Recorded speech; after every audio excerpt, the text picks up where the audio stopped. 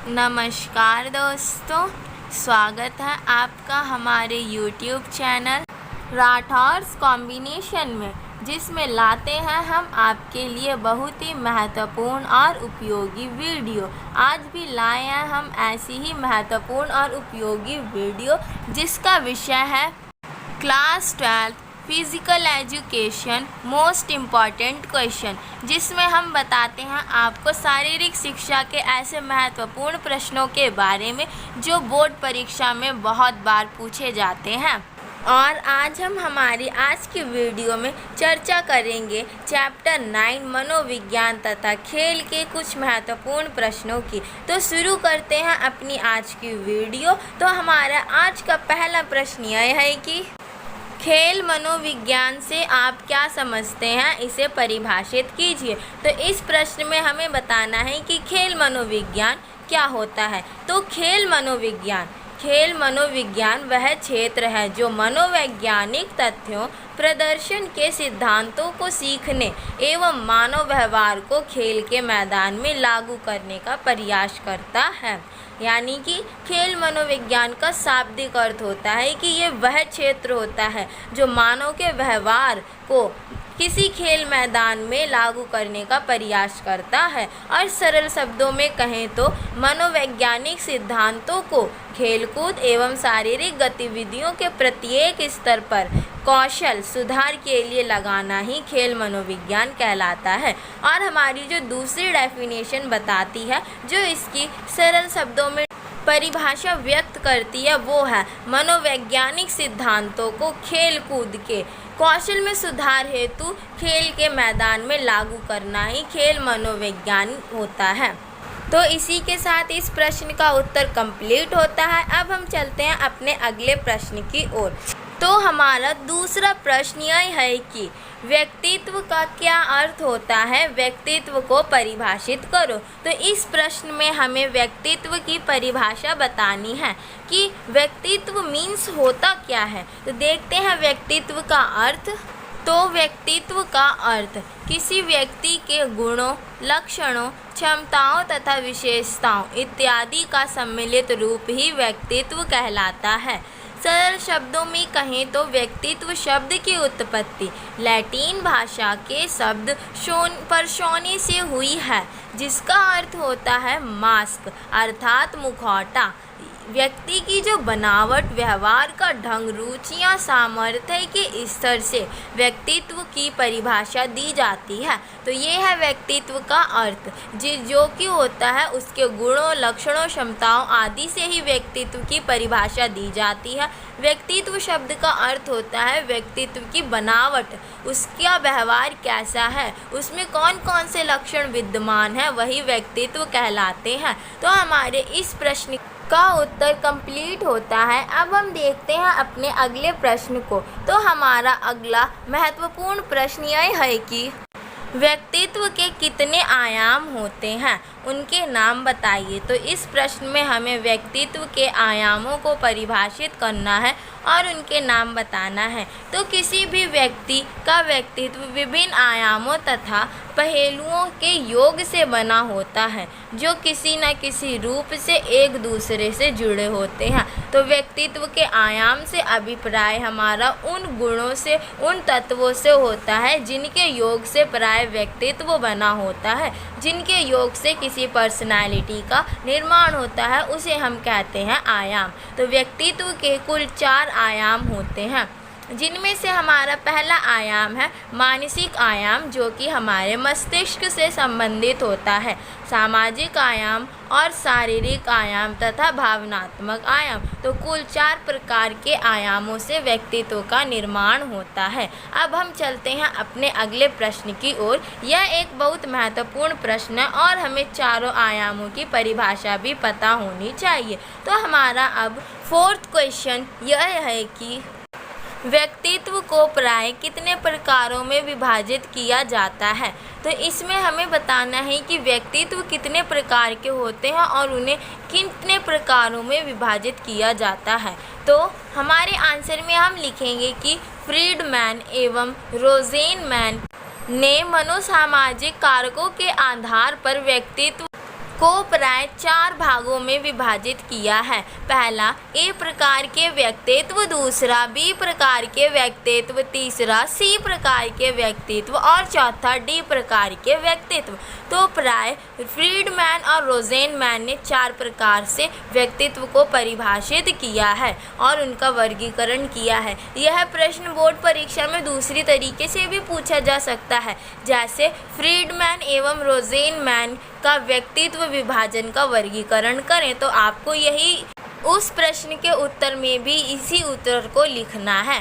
तो इसी के साथ इस प्रश्न का उत्तर भी कंप्लीट होता है। अब हम देखेंगे हमारे अगले महत्वपूर्ण प्रश्न। तो हमारा 5वां प्रश्न यह है कि आकार के आधार पर व्यक्तित्व को कितने भागों में विभाजित किया जाता है, परिभाषित कीजिए। तो इस प्रश्न में हमें व्यक्तित्व का आकार के आधार पर व्यक्तित्व को कितने भागों में बांटा गया है का वर्णन करना है। और यही प्रश्न दूसरे तरीके से भी पूछा जा सकता है कि विलियम शेल्डन ने शारीरिक गठन के आधार पर व्यक्तित्व को कितने भागों में विभाजित किया है, उसका वर्णन करें। तो दोनों टाइप से ये क्वेश्चन आ सकता है, तो आपको घबराना नहीं है। आपको दोनों ही टाइप के क्वेश्चंस का पता रखना है कि किस तरह से प्रश्न पूछा गया है और हमें कैसे उत्तर लिखना है। तो इस जो चैप्टर में क्वेश्चंस हैं वो ऐसे ही हैं, किसने किस चीज़ का वर्गीकरण कैसे किया, किस वैज्ञानिक ने क्या किया, किस वैज्ञानिक ने किस आधार पर व्यक्तित्व का वर्गीकरण किया है, तो यही बताना है। तो देखते हैं कि हम इस प्रश्न का उत्तर में क्या लिखेंगे। तो विलियम शेल्डन ने शारीरिक गठन के आधार पर व्यक्तित्व का वर्गीकरण किया है और उनके इस वर्गीकरण को देह आधारित वर्गीकरण भी कहा जाता है। तो ये था विलियम शेल्डन ने कि शारीरिक गठन के आधार पर व्यक्तित्व का वर्गीकरण किया है, वो भी 3 भागों में, जिसे हम देह आधारित वर्गीकरण भी कहते हैं। तो जिनमें उन्होंने व्यक्तित्व को 3 भागों में विभाजित किया है। पहला गोलाकृति, जिसे हम एंडोमॉर्फी भी कहते हैं, दूसरा एक्टोमॉर्फी और मोशोमॉर्फी, ये उनकी 3 विभाजन है। तो हम पहले की देखते हैं गोलाकृतिक, जिसे एंडोमॉर्फी कहते हैं। तो एंडोमॉर्फी वे व्यक्ति होते हैं जिनकी बनावट गोलाकृति की होती है। एंडोमॉर्फी में आने वाले व्यक्ति प्राय मोटे और गोल मटोल शरीर वाले होते हैं और इनके शरीर में वसा की मात्रा भी अधिक पाई जाती है। ये व्यक्ति प्राय मोटे होते हैं और इन्हें खाने का बहुत शौक होता है। तो ये थे गोलाकृति के व्यक्ति। अब हम देखते हैं विलियम शेल्डन के दूसरे प्रकार को। तो विलियम शेल्डन ने दूसरे प्रकार में बताया है मोशोमॉर्फी व्यक्तियों के बारे में। तो देखते हैं मोशोमॉर्फी व्यक्तियों की परिभाषा। तो मेसोमॉर्फी व्यक्ति, जिन्हें आयताकृतिक वाले व्यक्ति भी कहा जाता है, इनका शरीर प्राय आयत की आकृति की भांति होता है। इस श्रेणी के व्यक्ति गठीले तथा पुष्ट शरीर वाले और बहुत ही आकर्षक व्यक्ति होते हैं। इनके कंधे चौड़े और कमर पतली होती है। इनकी शारीरिक बनावट के आधार पर ये अधिक ऊर्जावान, प्रभुत्व वाले तथा जोखिम उठाने वाले व्यक्ति होते हैं। इस प्रकार के एथलीटों को प्राय साहसी खेलों में देखा जा सकता है। तो आयताकृति के व्यक्ति प्राय बहुत ही ऊर्जावान, प्रभुत्व और जोखिम उठाने वाले व्यक्ति होते हैं, जिन्हें प्राय साहसी खेलों में हम देख सकते हैं। तो हमने जाना कि मेसोमॉर्फी व्यक्ति, जिनका शरीर गठीला यानी कि एकदम चुस्त फुर्त और पुष्ट और बहुत ही आकर्षक व्यक्ति होते हैं। तो ये थे आयताकृति के व्यक्तियों की परिभाषा। अब हमारा तीसरा वर्गीकरण जो विलियम शेल्डन ने किया है वो है लंबाकृतिक यानी कि एक्टोमॉर्फी। तो अब हम देखते हैं अगला वर्गीकरण विलियम शेल्डन का। तो हम देखते हैं अब एक्टोमॉर्फी की परिभाषाएं। तो लंबाकृतिक यानी कि एक्टोमॉर्फी व्यक्ति, इस श्रेणी के व्यक्ति पतले, दुबले, कमजोर तथा नाजुक व लंबे कद वाले और मुलायम शरीर के होते हैं। तो ये व्यक्ति लंबे होते हैं, पतले, दुबले और कमज़ोर होते हैं। इनका शरीर प्राय बहुत ही नाजुक और ये प्राय खिंची हुई मांसपेशियों, अंतर्मुखी, चिंतित, आशावादी तथा खेल क्रियाओं को पसंद न करने वाले व्यक्ति होते हैं।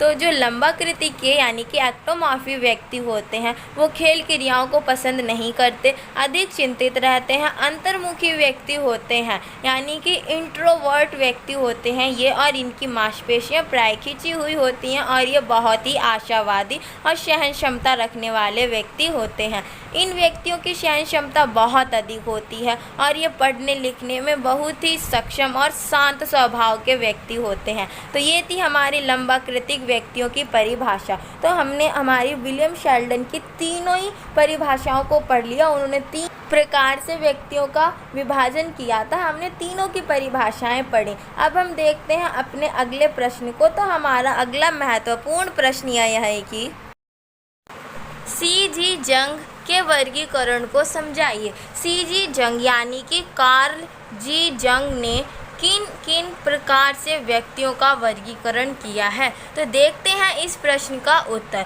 तो C.G. जंग यानी कि कार्ल जी जंग ने व्यक्ति के सामाजिक पहलुओं को ध्यान में रखते हुए उन्हें निम्न प्रकार से वर्गीकृत किया है। उनका वर्गीकरण प्राय सामाजिक पहलुओं के आधार पर है, यानी कि C.G. जंग ने सामाजिक पहलुओं को ध्यान में रखते हुए व्यक्तित्व का वर्गीकरण किया है। उन्होंने अपने 3 प्रकार में व्यक्तियों को विभाजित किया है, यानी कि जो C.G. जंग कार्ली जंग है उन्होंने 3 प्रकार से व्यक्तियों को परिभाषित किया है। अब देखते हैं वो 3 प्रकार के व्यक्ति कौन कौन से हैं और उन्होंने प्राय सामाजिक पहलुओं को ध्यान में रखते हुए व्यक्तियों का वर्गीकरण किया है। तो देखते हैं अपने उत्तर को। तो हमारा पहला पार्ट है अंतर्मुखी और दूसरा है बहिर्मुखी। तो देखते हैं पहले विभाजन को। तो अंतर्मुखी यानी कि इंट्रोवर्ट व्यक्ति, इस प्रकार के व्यक्ति आत्म केंद्रित होते हैं, ज़्यादा घुलना मिलना पसंद नहीं करते और स्वभाव में ये शर्मीले होते हैं, समाज से कटे हुए और ज़्यादा बात न करने वाले होते हैं। यानी कि जो अंतर्मुखी व्यक्ति होते हैं वो समाज से प्राय पिछड़े हुए, कम बोलने वाले और स्वभाव में शर्मीले व्यक्ति होते हैं। तो ये था हमारा इंट्रोवर्ट पर्सनालिटी यानी कि अंतर्मुखी व्यक्ति। अब हमारा दूसरा जो वर्गीकरण है कार्ली जी जंग का वो है बहिर्मुखी व्यक्तित्व, जिसे हम एक्सट्रोवर्ट भी कहते हैं। तो ये व्यक्ति दिलखुश तथा वर्तमान में जीने वाले होते हैं। ये अपने विचारों को सभी के समक्ष रखने में सक्षम होते हैं। ये अच्छे वक्ता होते हैं, यानी कि बोलने में बहुत ही सक्षम और अपने विचारों को आसानी से दूसरों के समक्ष रख पाते हैं और वर्तमान में जीते हैं। हर एक खबर से अपडेट रहना पसंद करते हैं। बहुत ही जल्दी ये सही निर्णय भी ले लेते हैं और ये सब में आसानी से घुल मिल जाते हैं। तो ये थी बहिर्मुखी व्यक्तित्व की परिभाषाएं, जो दिलखुश, वर्तमान में जीने वाले और सबसे आसानी से मिल जाने वाले होते हैं। ये प्राय समाज से पिछड़े हुए नहीं होते हैं। ये व्यक्ति हमारे भविष्य के लिए बहुत ही अच्छी पर्सनालिटीज़ माने जाते हैं। तो हमारा ये था दूसरा। अब हम देखते हैं कार्ल जंग का तीसरा वर्गीकरण क्या है। तो उन्होंने जो तीसरा व्यक्तित्व बताया है वो है उभयनिष्ठ। तो अब देखते हैं उभयनिष्ठ की परिभाषा। तो उभयनिष्ठ व्यक्ति, इसके अंतर्गत व्यक्ति प्राय अंतर्मुखी तथा कुछ बहिर्मुखी होते हैं। तो उभयनिष्ठ में अंतर्मुखी व्यक्तियों के गुण और बहिर्मुखी व्यक्तियों के गुण, यानी कि इंट्रोवर्ट और एक्सट्रोवर्ट दोनों ही व्यक्तियों के गुण इसमें आते हैं। इसे उभयनिष्ठ व्यक्तित्व कहते हैं। इस प्रकार के व्यक्तियों में दोनों व्यक्तियों के, बहिर्मुखी और अंतर्मुखी दोनों ही व्यक्तियों के गुण पाए जाते हैं, इसीलिए इन्हें उभयनिष्ठ व्यक्ति कहा जाता है। इन व्यक्तियों का स्वभाव प्राय शर्मीला भी होता है और ये अच्छे वक्ता भी होते हैं। ये अपने विचारों को किन्हीं केसों में नहीं सामने रख पाते हैं दूसरों के, लेकिन कुछ मामलों में अपने विचारों को दूसरों के सामने प्रस्तुत करने में सक्षम होते हैं। तो ये अंतर्मुखी और बहिर्मुखी दोनों की ही विशेषताओं से लिप्त होते हैं। तो हमारे इस प्रश्न का उत्तर कंप्लीट होता है और ये बहुत ही महत्वपूर्ण प्रश्न है, तो इसका अभ्यास आप अवश्य ही कर लें। अब हम चलते हैं अपने अगले प्रश्न की ओर। तो हमारा अगला प्रश्न यह है कि बिग 5 थ्योरी क्या है, इसे परिभाषित करें। यह किसके द्वारा दी गई यह भी बताएं। तो इस प्रश्न में हमें बिग फाइव थ्योरी को परिभाषित करना है। ये बहुत ही इम्पॉर्टेंट क्वेश्चन है और ये हमारे प्री बोर्ड एग्ज़ाम में भी पूछा गया था और इसका बोर्ड एग्ज़ाम में आने का भी पूरे चांसेस हैं। तो आप इस क्वेश्चन को बहुत ही अच्छे से कर लें। बिग फाइव थ्योरी जो कि 5 कारक मॉडलों पर आधारित प्रश्न है। देखते हैं इस प्रश्न के उत्तर को। तो 5 कारक मॉडल जिसे बिग फाइव थ्योरी कहा जाता है। यहाँ पर 5 कारक मॉडलों का वर्णन किया गया है जो कि रॉबर्ट मेक तथा पॉल कोस्टा ने की है। यानी कि big five theory Robert make और पॉल कोस्टा की देन है। इन मनोवैज्ञानिकों ने व्यक्तित्व के लक्षणों पर गहन अध्ययन किया। इनका अध्ययन व्यक्तित्व को प्रभावित करने वाले 5 कारकों पर आधारित था। यानी कि रॉबर्ट मेक और पॉल कोस्टा ने मनोवैज्ञानिक ने व्यक्तित्व के लक्षणों पर गहन अध्ययन किया था और इन्होंने अपने अध्ययन में यह प्रस्तुत किया कि व्यक्तित्व को मेन रूप से 5 कारक बहुत प्रभावित करते हैं, जिन्हें पहले इन्होंने 5 कारक मॉडल का नाम दिया, लेकिन बाद में इन्हीं 5 कारक मॉडलों का नाम बदलकर बिग फाइव थ्योरी हो गया। तो देखते हैं कि इसमें रॉबर्ट मेक और पॉल कोस्टा ने किन किन 5 बड़े कारकों का वर्णन किया है जिसे हम बिग फाइव थ्योरी कहते हैं। तो अब हम देखेंगे इनके पॉइंट बाय पॉइंट एक थ्योरी की चर्चा करेंगे। तो देखते हैं हमारी पहली थ्योरी कौन सी है। तो हमारी पहली थ्योरी बहिर्मुखता है। यानी कि रॉबर्ट मेक और पॉल कोस्टा ने अपनी पहली थ्योरी में बहिर्मुखता यानी कि एक्सट्रावर्शन का महत्व बताया है कि एक बहिर्मुखी व्यक्ति समाज में कैसे योगदान दे सकता है। तो आपको इसकी परिभाषा अच्छे से पता होनी चाहिए। बहिर्मुखता का अर्थ होता है केवल व्यक्ति जो एक उत्तेजक है, सामाजिक व अच्छा वक्ता है और अपने भावों को आसानी से किसी के समक्ष रख सकता है, तो वह व्यक्ति बहिर्मुख कहलाता है। वह व्यक्ति एक्सट्रोवर्ट कहलाता है। अब है सहमतता यानी कि सहमतशीलता कि कोई व्यक्ति कितनी आसानी से दूसरों की बातों से सहमत हो जाता है। ये इस थ्योरी में दोनों मनोवैज्ञानिकों ने व्यक्ति की सहमतशीलता को देखते हुए इस थ्योरी में उसकी विशेषताओं को डाला है। तो ये जो व्यक्ति होते हैं वो किसी को नुकसान नहीं पहुंचाना चाहते, दूसरों की बात से तुरंत सहमत हो जाते हैं और दूसरों की मदद करना इन्हें बहुत पसंद होता है और ये मेल मिलाप में आसानी से इन्वॉल्व हो जाते हैं। फिर हमारा तीसरा है मनोविक्षुब्धता जो तंत्रिका लाभ जिसे हम न्यूरोटिसिज्म भी कहते हैं। इस प्रकार के व्यक्ति वे व्यक्ति होते हैं जो प्राय किसी विकार, दुख या चिंता के कारण दूसरों से मिलने में, बात करने में बहुत हिचकिचाते हैं और प्राय पिछड़े ही रह जाते हैं। फिर है हमारा अनुभवों के लिए खुलापन जो ओपन माइंडेड व्यक्ति होते हैं उनको उनकी विशेषता इस पॉइंट में बताई गई है। इस थ्योरी में दोनों मनोवैज्ञानिकों ने बताया गया है कि जो इस समूह में व्यक्ति आते हैं वो उनके जो विचार होते हैं बहुत ही विशाल समूहों का होता है। ऐसे व्यक्ति काल्पनिक, क्रियाशील व साहसिक व्यक्ति होते हैं। इसके बाद हमारी जो अगली थ्योरी है कर्तव्यनिष्ठ यानी कर्तव्य का पालन करने वाले व्यक्ति इस थ्योरी में आते हैं। तो ये थी 5 बिग थ्योरी जिनकी मैंने आपको परिभाषाएं भी बताई। ये बहुत ही महत्वपूर्ण क्वेश्चन है और प्री बोर्ड में पूछा गया था और ये हमारे आने वाले फाइनल एग्ज़ाम्स यानी कि जो अभी बोर्ड के चल रहे हैं उसमें भी पूछा जा सकता है। तो आपको ये प्रश्न बिल्कुल क्लियर होना चाहिए। तो अब हम देखते हैं अपने अगले महत्वपूर्ण प्रश्न को। तो हमारा अगला प्रश्न यह है कि तो हमारा 9वां प्रश्न है अभिप्रेरणा से आप क्या समझते हैं।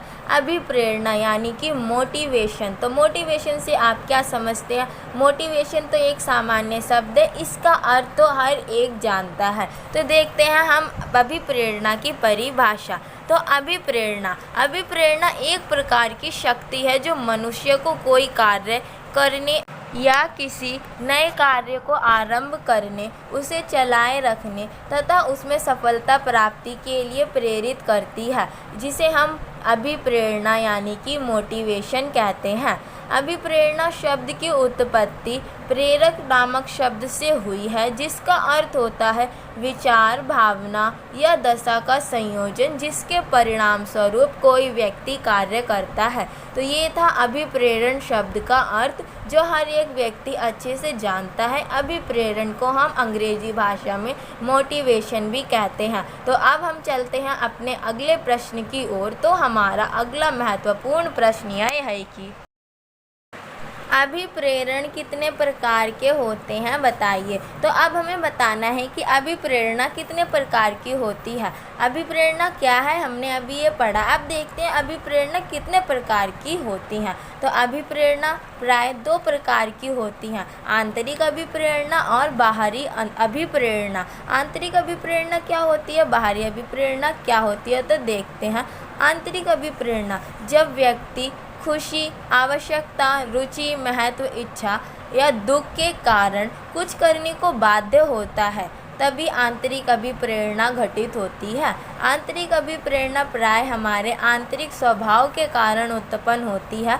हमारे आसपास उपलब्ध वातावरण, हमारी ज़रूरत, हमारी आवश्यकताओं के कारण या हमारी किसी मजबूरी के कारण भी आंतरिक अभिप्रेरणा घटित हो सकती है। तो ये थी आंतरिक अभिप्रेरणा की परिभाषा। अब देखते हैं बाहरी अभिप्रेरणा क्या होती है। तो बाहरी अभिप्रेरणा जब बाहरी कारक व्यक्ति को कुछ कार्य करने के लिए बाध्य करते हैं, तो बाहरी अभिप्रेरणा घटित होती है।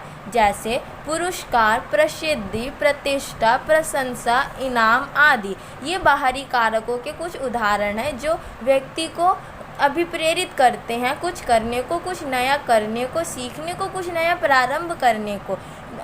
जो आंतरिक अभिप्रेरणा होती है उसमें तो आंतरिक कारक कार्यरत होते हैं, लेकिन बाहरी अभिप्रेरणा में कुछ बाह्य कारक होते हैं, जिनके उदाहरण इस प्रश्न में के उत्तर में दे रखे हैं। जैसे बाहरी अभिप्रेरणा के उदाहरण होते हैं तो पुरस्कार, प्रसिद्धि, प्रतिष्ठा आदि के लिए जब कोई व्यक्ति कोई कार्य करता है तो वो उसकी बाहरी अभिप्रेरणा कहलाती है। तो हमने आंतरिक अभिप्रेरणा और बाहरी अभिप्रेरणा दोनों की परिभाषा देखी दोनों, और ये प्रश्न बहुत ही महत्वपूर्ण प्रश्न है। इसके अलावा हमारी बोर्ड परीक्षा में ये भी पूछा जा सकता है कि अभिप्रेरण की कौन कौन सी तकनीकें होती हैं, या फिर कोई प्रश्न ये भी हो सकता है कि आक्रामकता से आप क्या समझते हैं, आक्रामकता कितने प्रकार की होती हैं, या फिर आक्रामकता को किन किन तकनीकों द्वारा नियंत्रित किया जा सकता है। तो ये थे बोर्ड एग्जाम में पूछे जाने वाले कुछ महत्वपूर्ण प्रश्न जो मैंने आपको इस वीडियो में बताए। इसी के साथ समाप्त करते हैं हम अपनी आज की वीडियो। यदि आप लोगों को ऐसी ही और भी महत्वपूर्ण वीडियो चाहिए तो आप हमारे चैनल को सब्सक्राइब करके बेल आइकन के बटन को प्रेस करें, ताकि आपको हमारी वीडियो सबसे पहले मिल सके। और यदि आप लोगों को हमारी वीडियो पसंद आई है तो इसे लाइक करें और शेयर करें और कमेंट करके बताएं कि आपको हमारी वीडियो कैसी लगी। तो धन्यवाद दोस्तों, आज के लिए बस इतना ही।